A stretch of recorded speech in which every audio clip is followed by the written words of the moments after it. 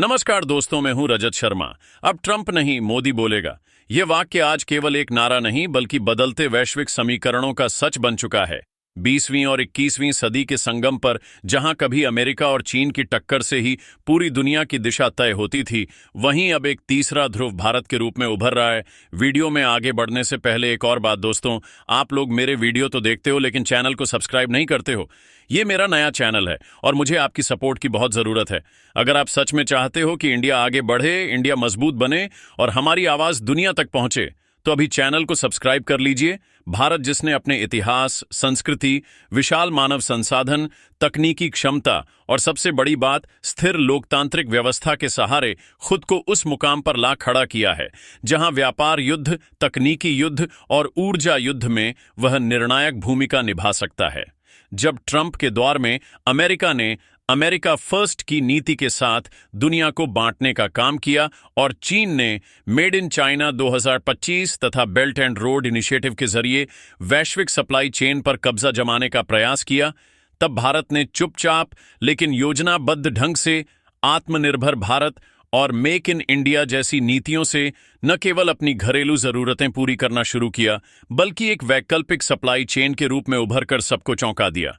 उदाहरण के लिए, जब कोरोना महामारी के दौरान पूरा विश्व मेडिकल सप्लाई, पीपीई किट और दवाइयों के लिए संघर्ष कर रहा था, तब भारत ने न केवल अपने 140 करोड़ नागरिकों की सुरक्षा की बल्कि अमेरिका से लेकर ब्राजील और अफ्रीका के छोटे छोटे देशों तक जीवन रक्षक दवाइयां भेजीं। यही वह क्षण था जब वैश्विक मंच पर भारत की साख केवल एक उपभोक्ता बाजार से बढ़कर एक विश्वसनीय साझेदार के रूप में स्थापित हुई। इसी दौर में यह भी देखा गया कि पश्चिमी देश, जिनका दशकों से चीन पर निर्भर रहना आदत बन चुका था, वे धीरे धीरे भारत की ओर झुकने लगे क्योंकि भारत के पास लोकतांत्रिक पारदर्शिता, नियम आधारित व्यापार व्यवस्था और अपेक्षाकृत कम राजनीतिक जोखिम का फायदा था। यही कारण है कि सेमीकंडक्टर से लेकर इलेक्ट्रॉनिक्स मैन्युफैक्चरिंग, रक्षा उत्पादन से लेकर अंतरिक्ष अनुसंधान और आर्टिफिशियल इंटेलिजेंस तक भारत को नई नई निवेश पेशकशें मिलने लगीं। यहां तक कि एप्पल, सैमसंग, डेल और गूगल जैसी कंपनियां भारत को अपनी दूसरी सबसे बड़ी मैन्युफैक्चरिंग बेस बनाने लगीं। अगर हम व्यापार युद्ध की बात करें तो अमेरिका और चीन के बीच टैरिफ वॉर के चलते जो असंतुलन पैदा हुआ, उसने यूरोप और एशिया को नए साझेदार खोजने पर मजबूर कर दिया और वहां भारत सबसे उपयुक्त विकल्प साबित हुआ क्योंकि भारत के पास विशाल घरेलू बाजार है जो निवेशकों को जोखिम कम करने में मदद करता है और साथ ही सस्ती और प्रशिक्षित श्रम शक्ति है जो उत्पादन लागत घटाती है। इसके अतिरिक्त भारत ने अपने कूटनीतिक कौशल से यह भी साबित कर दिया कि वह किसी गुटबाजी में फंसने वाला देश नहीं बल्कि वसुधैव कुटुंबकम की भावना से सबको जोड़ने वाला देश है। यही वजह है कि जब अमेरिका और यूरोप रूस यूक्रेन युद्ध में बंट गए, तब भी भारत ने रूस से तेल खरीदना जारी रखा और उसी तेल को रिफाइन कर यूरोप को बेचा, जिससे न केवल अपनी अर्थव्यवस्था को सस्ता ऊर्जा स्रोत मिला बल्कि वैश्विक ऊर्जा संकट में भी उसने एक मध्यस्थ की भूमिका निभाई।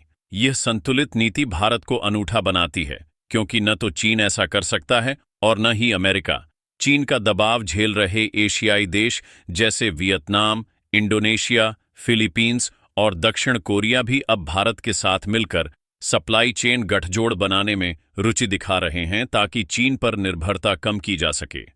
व्यापार युद्ध के इस परिदृश्य में भारत के सामने अवसर और चुनौतियां दोनों हैं।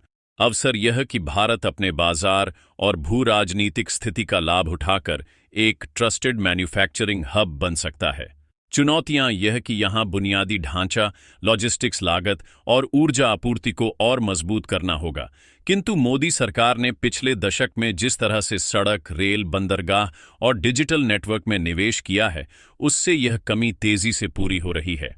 वैश्विक मंच पर भारत की भूमिका का अंदाजा इसी से लगाया जा सकता है कि आज G20 हो या ब्रिक्स, क्वाड हो या SCO, हर मंच पर भारत की उपस्थिति अनिवार्य हो गई है और हर देश यह मानता है कि बिना भारत के कोई भी वैश्विक समाधान संभव नहीं है।